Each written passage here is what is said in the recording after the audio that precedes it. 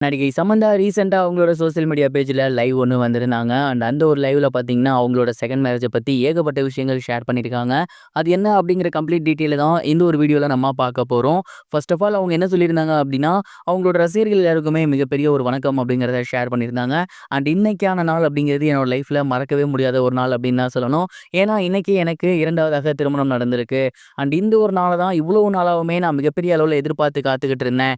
என்னோட வாழ்க்கையில நான் நெறைய கஷ்டப்பட்டுருக்கேன். அது எல்லாத்தையும் தாண்டி ஓவர் கம் பண்ணி வந்திருக்கேன். எனக்குன்னு ஒரு குடும்பம், எனக்குன்னு ஒருத்தர் வேணும். என்னோட அன்ப காட்ட, அவங்க எனக்கு அன்பு காட்ட, எனக்குன்னு ஒரு குழந்தைகள் வேணும் அப்படின்னு எவ்வளோ நாள் நான் ஏங்கியிருக்கேன். வாழ்க்கையில நான் எவ்வளவோ கஷ்டப்பட்டு ஓவர் கம் பண்ணி வந்திருக்கேன். பணம் காசுலாம் சம்பாரிச்சிருக்கேன். பட் அதெல்லாம் தாண்டி ஒரு நிம்மதி அப்படிங்கிறது எனக்கு வேணும்னு நான் ரொம்ப நாளா ஆசைப்பட்டுட்டே இருந்தேன்.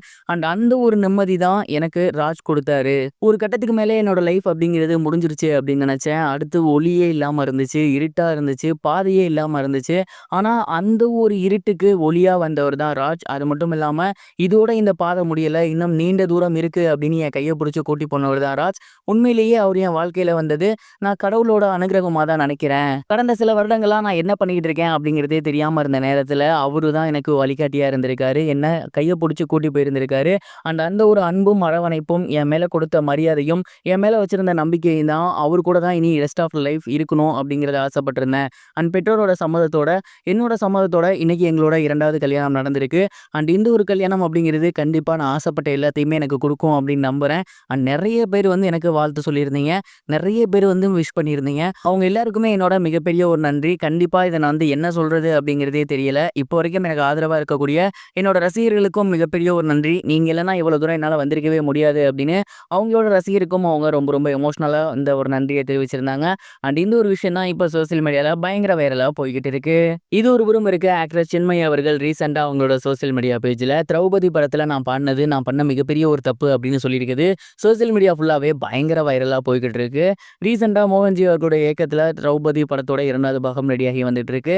இந்த படத்துல எம்கொனே அப்படிங்கிற பாடல சின்மயி அவர்கள் பாடியிருந்தாங்க. அந்த ஒரு பாடல் பாடி முடிச்சதுக்கு அப்புறம் ரீசென்ட்டா அவங்களோட சோசியல் மீடியா பேஜ்ல அந்த ஒரு படத்துல தான் இந்த பாட்டு இருக்குன்னு தெரிஞ்சிருந்தா நான் கண்டிப்பா பாடியிருக்கவே மாட்டேன். மோகன்ஜி படம் தெரிஞ்சிருந்தா நான் பாடியிருக்கவே மாட்டேன். என்னோட சித்தாந்தத்துக்கும் கருத்துக்கும் முற்றிலும் மாறுபட்ட ஒரு நபர் தான் மோகன்ஜி அவர்கள். அவருடைய படங்களும் அப்படிதான் இருக்கும். அவர் படம் தெரிஞ்சிருந்தா நான் பாடியிருக்கவே மாட்டேன்.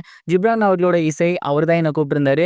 ஜிப்ரான எனக்கு பல வருடங்களாக தெரியும். அவர் கூப்பிட்டா நான் கண்டிப்பா போவேன். இந்த படத்துக்கு அவர் ஒர்க் பண்றாருன்னு எனக்கு தெரியாது.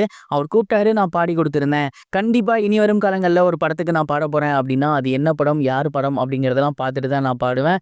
இந்த படத்துல பாடுனதுக்கு என்னோட ரசிகர்கள் என்ன மன்னிச்சிடுங்கன்னு சொல்லியிருக்காங்க. இது மிகப்பெரிய ஒரு அதிர்வலையை ஏற்படுத்தியிருக்கு.